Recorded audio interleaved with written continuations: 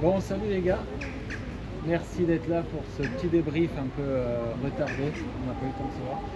On va parler du marathon de Valence, rapido. Donc il y a le coach du volet athlétisme, Raph Benesi, Aurélien Rivet et Thibaut Humbert.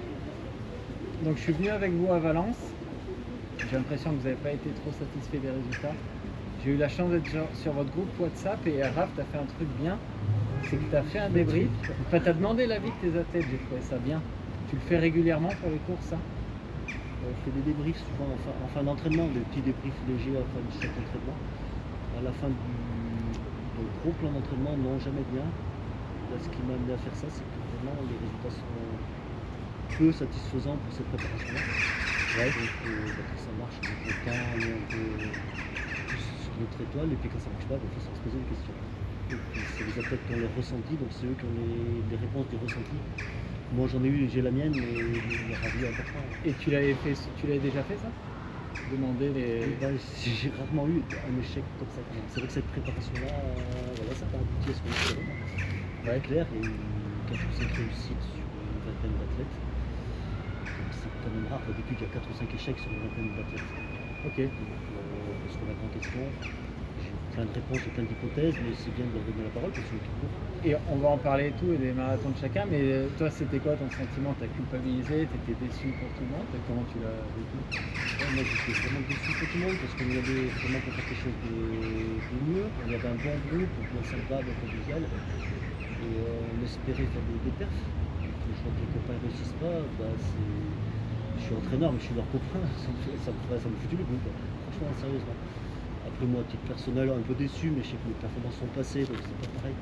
J'ai pas envie de finir sur un truc comme j'ai fait, mais c'est moins grave. Mais les copains, ça m'embête. Et il y a 2 ans, vous aviez fait ce même marathon, tous le velay, et moi j'avais été étonné par vos bonnes perfs, justement. Avant-hier, j'ai eu en interview Jeff Pontier.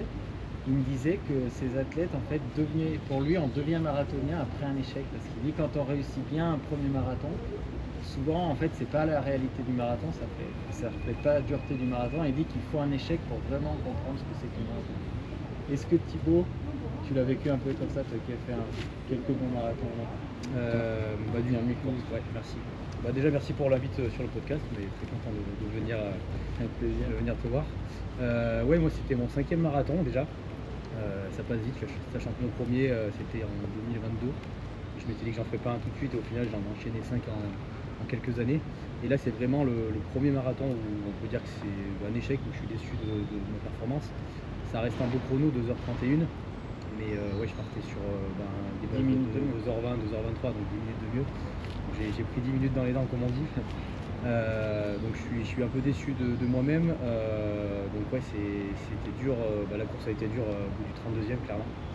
J'ai pété un petit peu, peut-être qu'on reviendra dessus sur la course en elle-même, mais ça a été très dur mentalement pendant la course.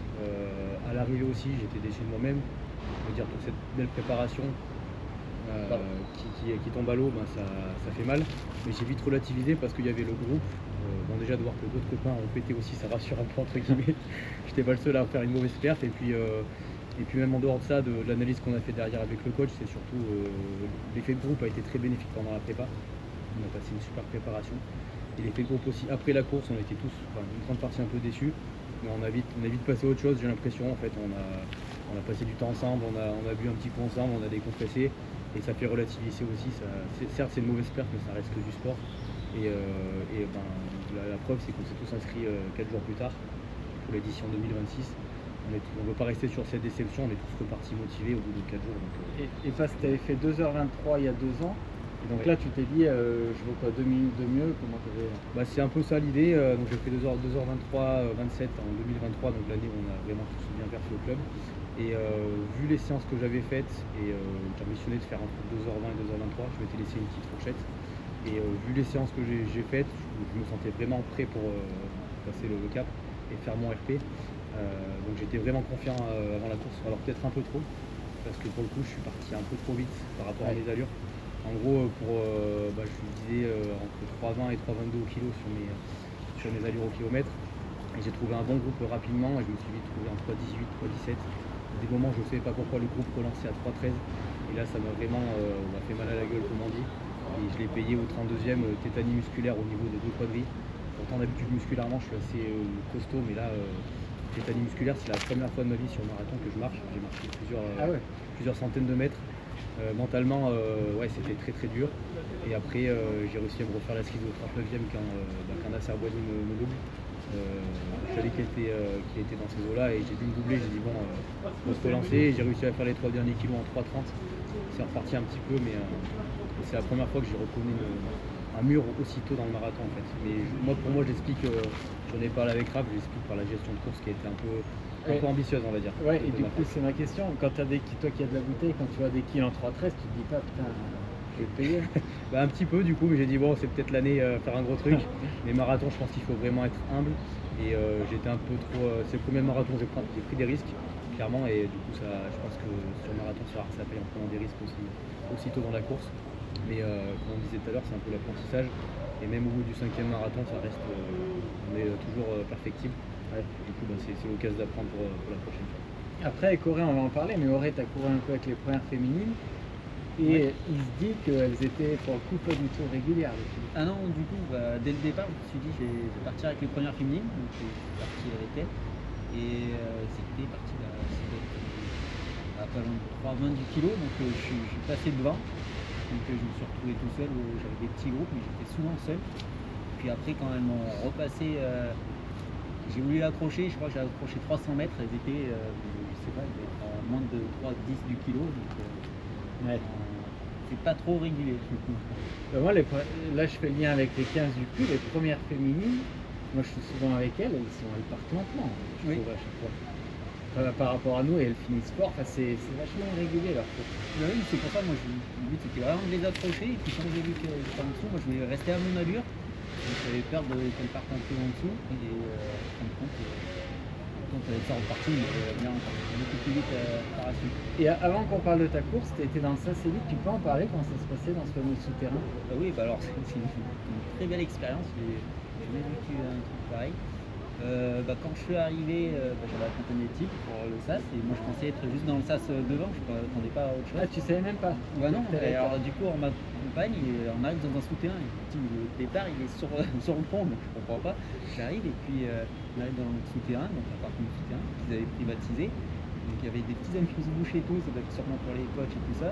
Il y a des athlètes qui en prenaient, non? Non, par contre personne, je crois qu'il n'y a personne qui a touché, c'est resté tel quel.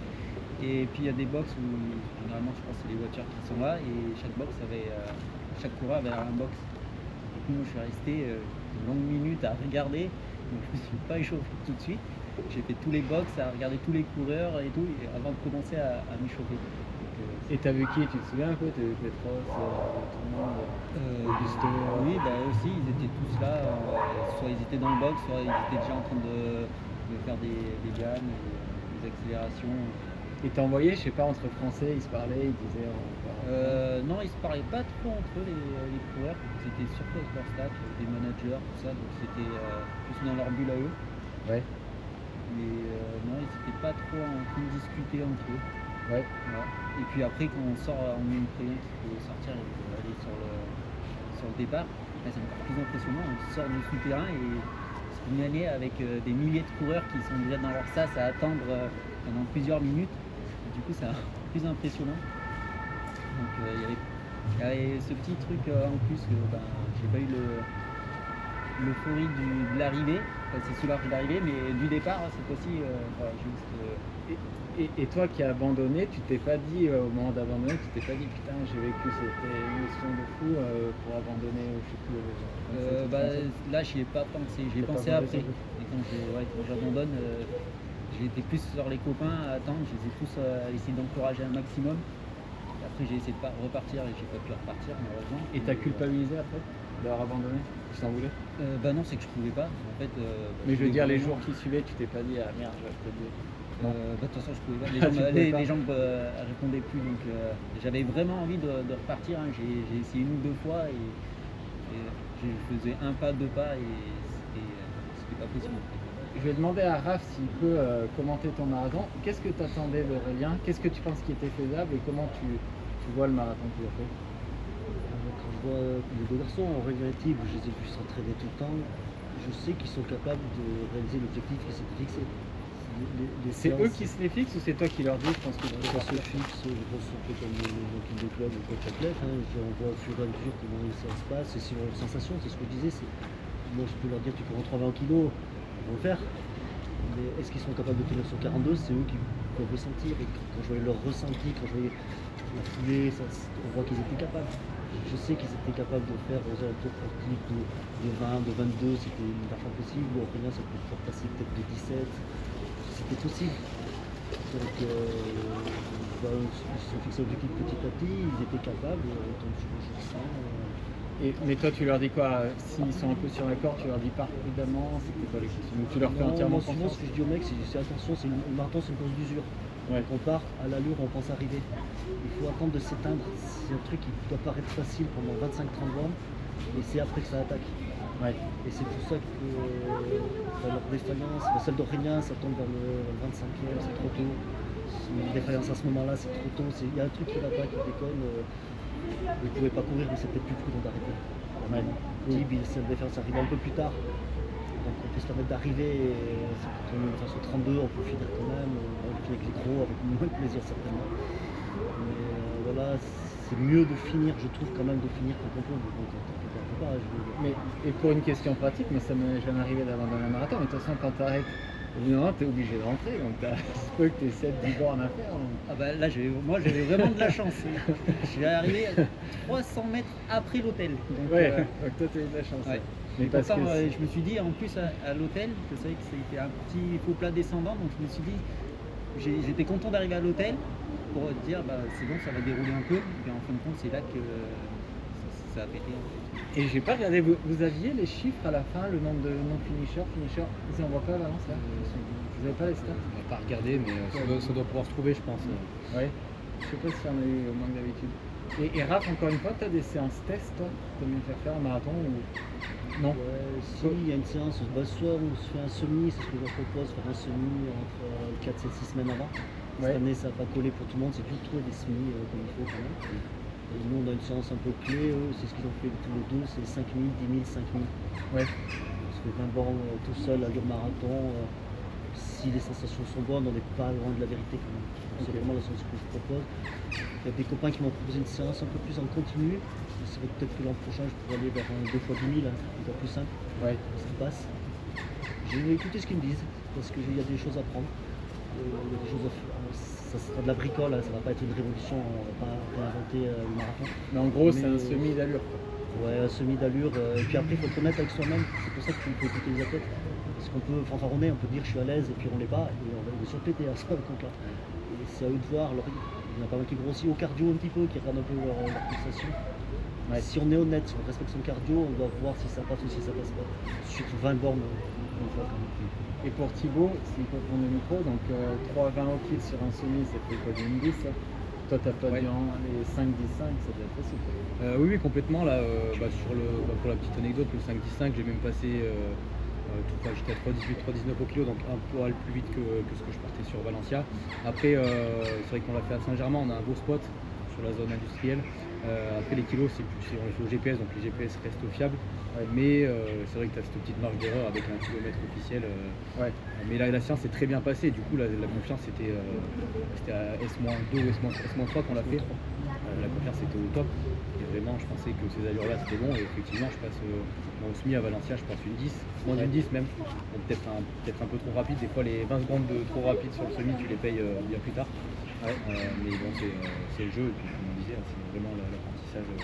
Et toi qui es triathlète en prépa marathon, tu maintiens le niveau olympique? Ouais, alors du coup, moi j'ai toujours fait de la course à pied à bon niveau, mais j'ai toujours gardé du vélo, de la natation à côté, surtout le vélo.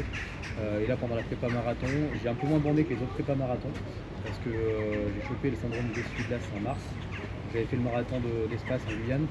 J'ai fait une grosse prépa avec des semaines, pour moi c'est des grosses semaines à 120 bornes de course à pied avec toujours une séance de vélo à côté. Et là je voulais pas rechoper les essuie-glaces, donc j'ai diminué un poil mon kilométrage et au lieu de faire un vélo, j'ai fait 2 vélos.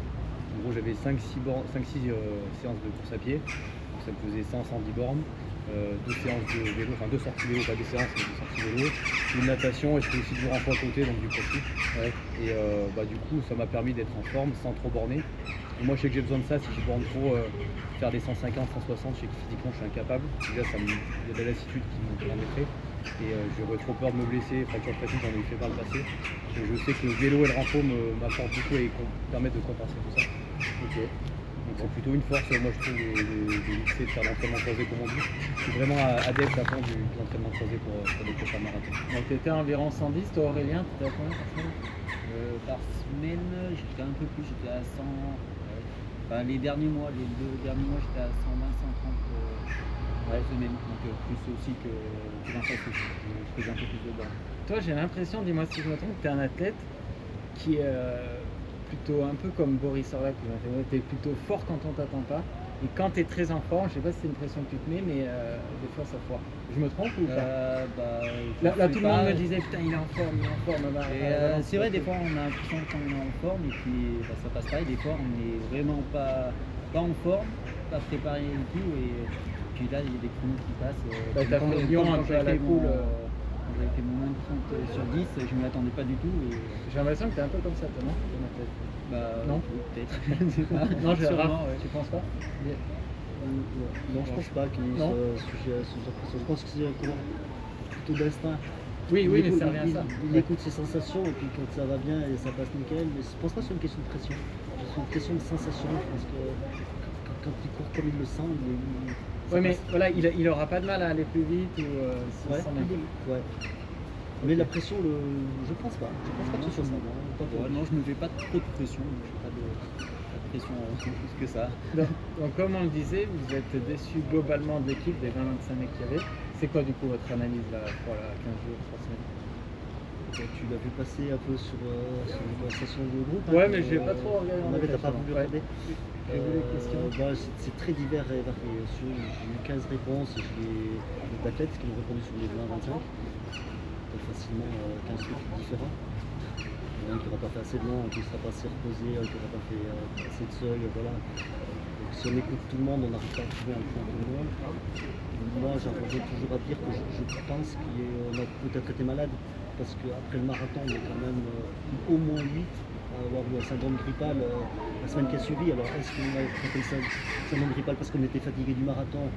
Ou est-ce qu'on était ce syndrome avant et que le marathon n'a pas été bon? J'en sais rien. On ne saura pas, il va falloir faire une prise de sang tout de suite. Mais j'ai jamais vu ça non plus autant de malades après un marathon quand même. Oui, parce que toi, on en a pas parlé de ton marathon, mais pareil, le chrono, j'étais étonné quand j'ai vu ton chrono à la fin. Je suis le premier, c'est le plus mauvais et le très loin de ce que je pensais faire. J'ai fini très dur à des allures qui sont dérisoires. Parce que 12 à l'heure, ça devient difficile quand on est à la dernière comme ça. Et donc c'est des machins qu'on fait tous les dimanches à l'entraînement. Et là, on n'y arrive même pas. T'as un record en quoi déjà? Moins de 2,30? J'ai fait 2,29. Avant Carbone? Avant Carbone, c'était 2002-2003, dans ces eaux-là, je sais plus. Ouais. Et là, pour que tu fasses plus de 3 heures, j'étais étonné. Oui, alors j'étais tronqué par une blessure au tendon d'Achille, mais ça explique pas tout. J'ai eu mal aux jambes très très tôt, comme la plupart des athlètes du groupe. On a eu mal aux jambes entre le 15 et le 20e, la plupart. Ce qui est curieux, alors qu'à l'entraînement, on a fait 25-30 bandes tous les dimanches. Ouais. On avait pas mal de gens comme ça, donc c'est curieux. Donc là, moi, l'analyse que j'en fais, c'est ça. Après, il y a des réajustements individuels à faire, certainement. Voilà, on prend le temps de l'analyse, mais il faut être à froid. Et donc, d'un point de vue pratique, s'il y a un syndrome grippal, vous êtes parti, j'étais avec vous, en auberge de jeunesse. Est-ce que c'est pas un problème, ça d'être 12 par chambre, si tu en as un malade? Non? C'est la force et la faiblesse du groupe. Le groupe est génial. Le groupe a super rebondi, le groupe est super sympa, on sent une grosse solidarité, on sent que ça va envoyer. L'an prochain, je sais que la prépa va bien faire. Je pense qu'il y aura des records personnels. Comme ça part, le groupe est sympa. Et l'autre côté, c'est qu'on aime bien vivre ensemble, donc on était bien aussi ensemble. Ouais. Donc après, s'il y en a un qui est malade, on peut tous être malade. Moi, le groupe est plus fort que tout. Pour moi, je vois le club avant tout comme un groupe. Et là, on a réussi à lier triathlon et l'athlétisme, triathlon du puits et l'athlétisme. C'est génial, quoi. Pour une ville comme le Puy, on se connaît tous, on s'entend bien, c'est génial. Toi, Aurélien, quelle est l'analyse que tu en fais de cet échec? Donc tu partais sur 3,15 au kill, si je ne me trompe pas, 2h17 oui, c'est ça. en gros. C'est quoi ta vision de tout ça? T'es parti à l'allure toi t'étais... Non, je suis bien parti à l'allure, mais après, je savais que dès le départ, j'avais pas de bonnes sensations. J'avais une petite douleur un peu à la poitrine qui m'a tenu. Donc déjà, on pense qu'à ça, on va se dire, il y a 42 km à faire avec ça. Puis après, ça commence à s'arrêter. Et puis là, c'est à partir du 20e où la contracture commence à arriver. Donc on va baisser un peu l'allure. Même si je baisse un tout petit peu l'allure, le record personnel il devrait être possible encore. Puis après, au 29e, c'est là que tous les muscles se sont tétanisés. J'ai pas pu continuer. Quand on s'était vu en octobre, tu n'étais pas trop calé sur la nutrition, t'as fait quoi là? Sur la nutrition, si j'ai pris, j'ai quand même pris deux hydrogels pendant la course, hein, juste avant le départ et puis un autre pendant, et puis j'ai essayé de boire un peu. Mais voilà, j'ai un peu plus pris que les autres marathons. Ouais. Une question, si tu peux passer le micro à Thibaut. Thibaut, est-ce que des athlètes élites comme vous deux, justement, faudrait vous isoler, faire une chambre pour deux, j'en sais rien, peut-être combien? Est-ce que c'est pas l'idée? Non, moi j'adore le groupe et avec Aurel, je pense qu'on est dans le même état d'esprit. Déjà, on se prend pas la tête, on se considère pas comme athlète élite, même si on a certains un bon niveau, mais je veux dire, nous l'entraînement, on le fait avec les copains à Masso, on fait le même plan que tout le monde. Ce qui diffère un petit peu, c'est on fait peut-être un peu plus de répètes que les autres, mais Raph il adapte l'entraînement.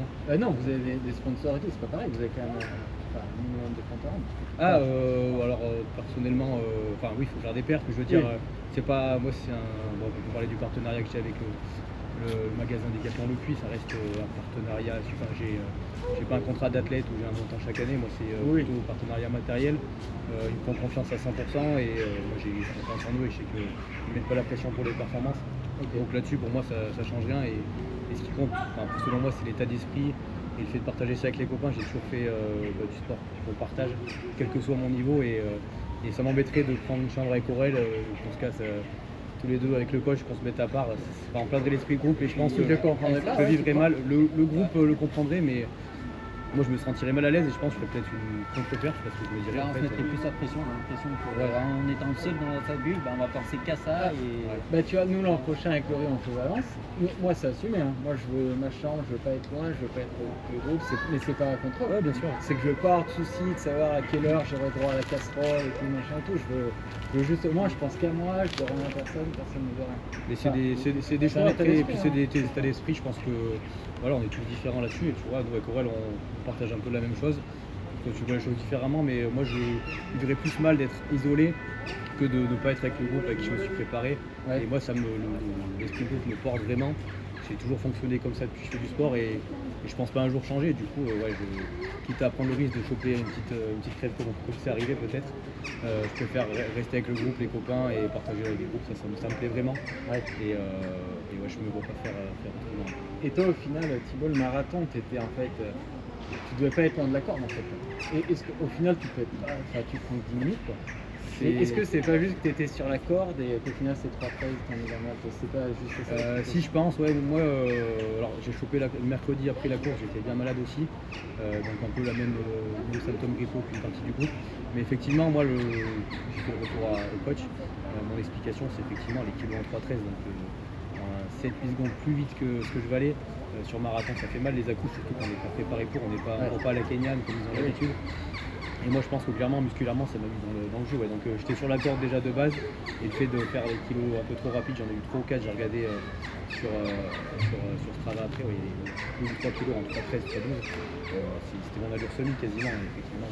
Parce qu'en fait tu regardais pas la montre, tu suivais le groupe et quand ça bipait tu te rendais compte. Ouais c'est ça, exactement, au final je suivais le groupe.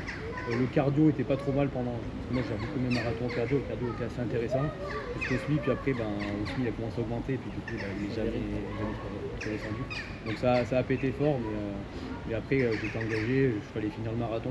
J'étais pas blessé, rien ne m'empêchait de finir, donc je suis allé au bout. Déçu du chrono à la fin, mais bon ça reste. Un marathon c'est toujours une aventure. Et puis surtout l'arrivée à Valencia, il est vraiment exceptionnel je trouve. L'arrivée vers l'Opéra sur le tapis bleu sur l'eau. comme on dit, il faut voir le tapis bleu et c'est vraiment une belle aventure, quel que soit le chrono, d'arriver au bout d'un marathon. Tu sais quel va être ton objectif en tout cas? Du coup, pareil, entre 2,20 et 2,23. Ouais, et toi, tu repars Je repars sur les mêmes bases, je pense que les chronos vont être les mêmes. Et c'est large quand même, hein, 3 minutes. Ça fait une grosse fourchette, on va Ouais. dire. Ouais. Mais ça me laisse la marge de péter un petit peu du coup. Ouais. Je verrai selon l'état du bonhomme en septembre prochain, mais j'ai envie de partir sur ces eaux-là. Je pense qu'il faut faire étape par étape et mon record, ça reste de 23-27. Déjà, si je bats mon record en 2026, ça sera une étape de fête. Ouais. On verra par la suite si je continue à faire des marathons ou si je fais une petite pause. Pour être honnête, cette année, je m'étais dit, comme je t'ai dit tout à l'heure, j'ai fait 5 marathons en 3 ans. Je m'étais dit Valencia 2025, c'est mon dernier pour quelques années, tu vois. Et là, j'étais tellement sur les crocs à l'arrivée du fait d'avoir fait mon fait que j'ai re-signé pour 2026. Et j'espère 2026, ça sera mon dernier pour 2-3 ans. Donc c'est à cause des gars comme toi qu'on peut pas un peu ça. Exactement, ouais. Parce qu'on en parlait tout à l'heure, il y a un gros business. Ils sont très bons, l'organisation du marathon, pour entre guillemets, obliger les participants 2025 à reprendre un dossard rapidement. Ce qu'on a quasiment tous fait dans le groupe. Donc effectivement, et si t'as pas de dossard en 2026, c'est un peu à cause de nous. Raph, est-ce que, je sais pas si tu as eu le temps de réfléchir, c'est encore fait, mais tu sais ce que tu vas changer l'an prochain ou pas? J'ai déjà commencé à plancher. J'aurais fait une petite photo du plan d'entraînement que j'ai bien griffonné. Ouais. Tu les changes beaucoup là, par exemple le plan d'entraînement de cette année avec celui d'il y a 2 ans, J'essaie de changer systématiquement. même si ça marche. Ouais, tu changes. Même si ça marche, mais on change le contenu propre, mais pas l'état d'esprit. Je veux pas que les mecs ils comparent les chronos qu'ils ont fait Ah ouais. à ceux de l'avant. Là tu vois, moi c'est un truc que j'aime bien faire. Tu vois, moi c'est un truc que je pense que les mecs, il y en a beaucoup qui vont se planter avec ça parce que s'ils disent l'an dernier je faisais mon 5000 en 17, ça passait bien. Si jamais ils le font 17-15, ils sont pas contents. S'ils font mieux, ils vont se réveiller pour faire 16-45 et en réalité ils vont pas écouter ce qu'ils valent sur le moment. Moi je préfère, au lieu de faire un 5000, ça sera 3000 plus 2000, plus 30. J'essaie de changer les choses comme ça pour que ça soit pas comparable complètement. Ok. J'ai déjà planché, puis j'écoute ce que m'ont dit les copains. Donc il faut que je fasse le tri pour que ça soit équilibré, quoi. Parce que si j'écoute tout le monde, il y a plus de sorties longues, il y a plus de seuils durs, il y a plus de VMA, il y a plus de potes, il y a plus de physique actif. Donc si on fait tout plus, on est tous blessés. Donc il faut trouver un équilibre à tout ça. Et j'y planche déjà, j'ai déjà regardé. Et dans tous ces messages, tu parles double seuil? Ça, ce Il y en sera a pas qui ont applicable au évoqué- 25. hein. Non, Tu penses alors le ok. double seuil, j'y réfléchis un peu, il y en a un ou deux qui m'en ont parlé. Voilà, ça s'adresse déjà uniquement à des athlètes qui vont s'entraîner au moins 6 à 7 fois par semaine. Ouais. Ça va pas être si je s'entraîne 3-4 fois, il n'y a aucun intérêt à faire ça. Ce sera pas- Et t'aimerais le mettre en place? Eh ben, j'ai envie d'essayer, Alors, qui m'évoquait l'idée de le faire comme il fait un peu en duathlon, c'est vélo course. Ouais. Ça peut être sympa, ça correspondra à lui, et pour lui, c'est sûr que ça marche. Il vaut mieux qu'il fasse ça. Aurélien, ça peut être du seuil vraiment tout pour sa pied. Cette année, on avait essayé de faire 2 footings, de faire footing matin et seuil le soir, des choses comme ça. Et ouais, c'est une idée qui n'est pas inintéressante parce que de toute façon, les choses évoluent. On croit que c'est nouveau, que c'est un effet de mode, mais quand il y a Topec s'entraînait au départ qui fractionnait, on disait c'est pas ça qu'il faut faire, puis on se rend compte qu'on fait tous comme lui. Donc on l'a réajusté au fil des années, mais il y a des choses nouvelles qui sont bonnes à prendre, donc il faut les regarder. Et quand c'est comme ça, tu prends un cobaye, tu le fais sur toi, tu fais comment? Eh ben, je vais se mettre un peu le copain, on va l'essayer encore avant la prépa marathon, on va essayer ça un petit peu loin du marathon, on va essayer de faire ça, voir comment les gens réagissent. Ouais. Parce qu'avant tout, c'est une méthode-là, et on bosse tous, on n'est pas des professionnels, donc il faut quand même beaucoup se reposer. Je ne peux pas dire à Aurel, tu fais le double seuil s'il va se faire une journée de 8-9 heures planté debout à B4. Et c'est pas le jour, quoi. Et comment tu gères justement la tête comme Aurel? Je sais qu'il a une vie pas toujours facile, la question est pour Raph, qu'il a une vie pas toujours facile et qu'il a un gros levier de progression sur la borne, mais qui d'un côté il se blesse beaucoup. Comment tu arrives à le gérer, Aurélien? Parce que s'il faisait 180 bornes par semaine, il progresserait vite. Le problème c'est que c'est un risque qui se blesse énorme. Aurélien, son principal problème, c'est musculairement au niveau des mollets. Oui, ça c'est clair. Donc là, il a quoi au niveau des cuisses, ce qui est bizarre. Bah, ça a attaqué au moulet. Ça attaque au Je mollet. comprends pas pourquoi il se blesse au mollet, il en a pas. Après, Aurélien, on se discute, on s'appelle, enfin, comme tous les athlètes, on se voit 2 ou 3 fois par semaine, on dit les copains. Et ce que je te disais, c'est que Aurélien, c'est un coureur vraiment d'instinct. Donc moi, j'écoute ce qu'il me dit, quoi. Si sa vie professionnelle, privée lui empêche de s'entraîner, ben, ça ne pas. C'est pas grave. C'est vraiment pas grave. Et je pense que même c'est l'inverse. C'est plutôt mieux qu'il ne s'entraîne pas s'il sent qu'il ne peut pas s'entraîner. Je préfère que quelqu'un s'entraîne dur quand il est disponible psychologiquement que se forcer à s'entraîner contre cœur. Le sport doit être un plaisir avant tout. La perte ne passera pas le plaisir. Moi, j'en suis convaincu. Et le plaisir passe par le groupe, c'est là que j'apprécie le groupe, comme je disais tout à l'heure. Le côté élite, on me l'a proposé de faire section élite. Moi j'ai toujours refusé de faire section élite sur une petite ville. Au volet athlétisme. À voler. Je comprends dans les grosses villes que ça se fasse, hein, quand il y a trop d'athlètes, on peut faire ça. Nous, je pense qu'on a tout intérêt à s'unir et les plus forts tirent les plus faibles et les plus faibles sont aspirés par les plus forts. Je pense que tout marche ensemble. Ouais. Vraiment j'y tiens. Et je crois que c'est la philosophie qu'on doit garder dans une ville comme la nôtre. Ah ouais, tu penses pas que si vous aviez un groupe élite, enfin, et j'en sais un, peut-être un petit budget élite, justement, enfin, je reviens toujours à ma chambre individuelle, si vous pouvez avoir un petit budget pour les élites, les autres les comprendraient, non? Je pense que les gens comprendraient parce que les mecs ils sont sympas. Mais je suis pas sûr qu'ils y perdent pas plus que ce qu'ils y gagnent, quoi. Ouais. Je pense que les copains sont mieux à être avec les autres. Je pense que Tib et Aurélien sont mieux d'être avec les autres, franchement.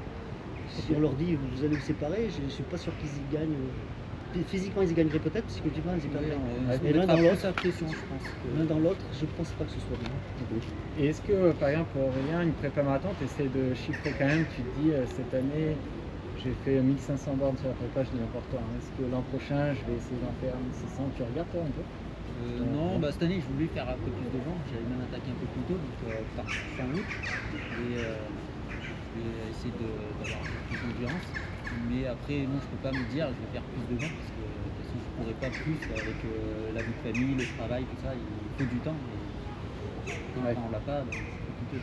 Là, je sais que là, j'ai fait 120, 130. Faire 135 le maximum, je crois, mais je sais que c'est déjà compliqué de faire 135 bornes. Ouais. Une semaine ça passe, mais toutes les semaines c'est pas possible. Ok. Thibaut, je sais que Laurie, quand elle parle de toi, Laurie, je sais plus quand elle te définit comme un 4x4, un tracteur et des vitesses partout. T'aimerais pas faire un marathon? Peut-être que ça te conviendrait mieux, un peu, je sais pas, un New York, un peu plus vallonné, un peu moins limité. C'est vrai que de base, quand j'ai attaqué ma carrière d'athlète, j'étais plutôt dans la course en montagne notamment. J'avais pas mal perfé à l'époque. Là, ça fait quelques années que j'en ai pas fait, mais j'adore toujours courir dans les chemins. La plupart de mes footings, je les fais en chemin, voire en vallonné. Et peut-être un marathon vallonné, je n'irai pas pour chercher un chrono, mais ouais, je pense que oui, peut-être je m'exprimerai mieux sur un marathon vallonné. Après, ce que je recherche actuellement, c'est vraiment de faire un chrono. J'ai envie d'abaisser un peu mes PR, parce que j'ai quelques belles années devant moi, je pense. Mais je pense à tester un marathon légèrement vallonné pour peut-être faire une meilleure performance, ça peut être intéressant. Un mec comme toi, tu sais, tu es très athlète, tu as fait 3,23 sur un marathon, tu sais combien tu ferais sur un marathon d'Ironman? Donc 2,23 du coup je précise. 2,23, pardon, 2,23. Pas de souci. Aucune idée. Il n'y a pas un peu des tableaux d'équivalence? Je me suis jamais posé la question, je t'avoue. J'essaie de les voir. La perte que tu as entre effectivement un marathon sec et un marathon en poste 180 bandes de vélo, Ouais. ça irait beaucoup moins vite, hein, ça c'est sûr. T'as 2,35 tu ferais? Bon, honnêtement, je pense plus que ça quand même. Plus après 180 bandes de vélo, déjà je les ai jamais fait dans ma vie, le plus long que j'ai fait, je crois que c'est 140 bandes. Et j'avais aucune envie d'aller courir un marathon derrière. Ouais. Donc à voir, mais en parlant d'Ironman, c'est quelque chose que j'aimerais faire aussi dans quelques années. Peut-être avant mes 40 ans, tu vois, j'ai 32 ans. Je m'étais dit un marathon avant mes 30 ans, ça a été fait. Et peut-être un Ironman avant mes 40 ans, ça pourrait être cool. Mais j'ai aucune idée de ce que ça peut donner. Ouais. Okay. C'est une question à se poser, effectivement. Les prochains objectifs égales, c'est quoi? Du coup, moi, déjà, je suis en coupure, comme une bonne partie du groupe. Tu as fait un Irox, non? Je me suis inscrit à un Irox, Ouais. effectivement, en mai. Changer un petit peu, j'aime bien. Et là, l'objectif sur les 1000 mètres?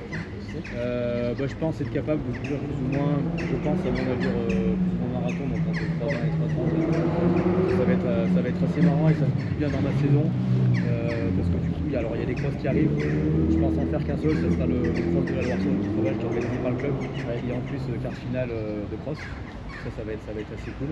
Et après, ça sera le seul cross de la saison. Et après, je vais embrayer sur la saison du duathlon qui attaque la saison cette année, c'est en mars. Et duathlon mars-avril. Et après, justement, j'aimerais bien me faire préparer comme il faut pour l'Irox, pour être performant. Et une fois que l'Irox est passé, qui est le 20 mai, basculer sur tout ce qui est fait. Et les 15 du Puy? Et les 15 du Puy, je les ferai. Alors, je suis d'astreinte. Donc, théoriquement, je ne peux pas le dire à mon chef, mais je ferai les 15 du Puy sur l'astreinte. Ce sera dans le reste de la prépa, donc je serai peut-être pas en forme optimale, mais les 15 du Puy, on le sait, des fois tu vas pas préparer et tu fais un petit chrono, ce qui m'est arrivé il y a 2 ans, Et des fois, tu penses pendant 2 mois et tu perds pas comme tu veux. Donc, le 15 plus a cette petite saveur particulière, c'est à la maison. Donc, je le ferai certainement. Et puis après, je suivrai sur la saison des triathlons. Allez, et toi Auré? Moi je vais faire je pense plus les 10 km quand on serait à Villeurbanne. Il y a les championnats de France de 10. Et puis je vais peut-être faire les cross-courses, on doit avoir un petit peu plus, ça va être avec les jeunes, je sais pas. Donc, cross-cours et 10 km, ça c'est un peu plus bien. Ok, et Valence après. Voilà. Ouais. Et toi Raph, une petite dernière question pour finir. Tu as eu plein de médailles nationales en master et tout. Qu'est-ce qui te motive aujourd'hui? T'as quel âge?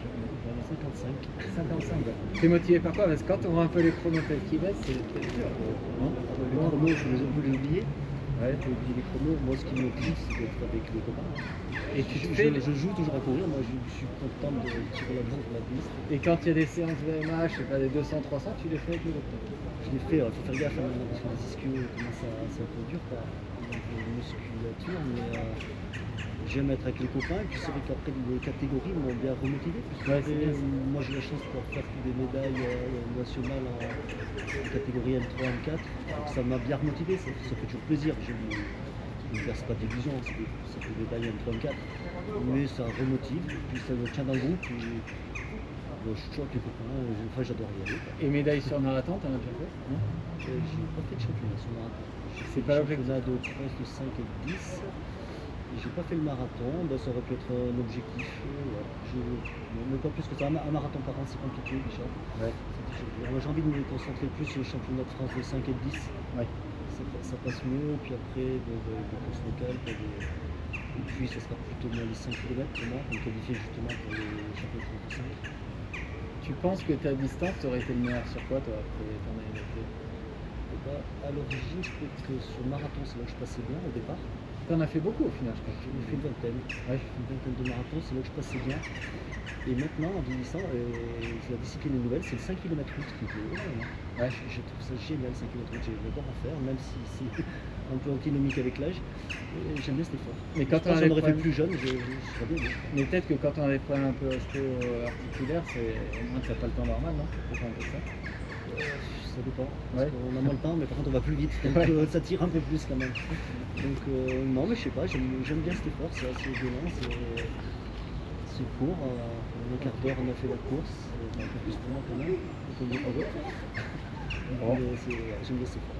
Bon, merci les gars. J'espère que vous avez pas pris trop de temps. Merci à toi. Et à bientôt. À bientôt. Ciao, ciao.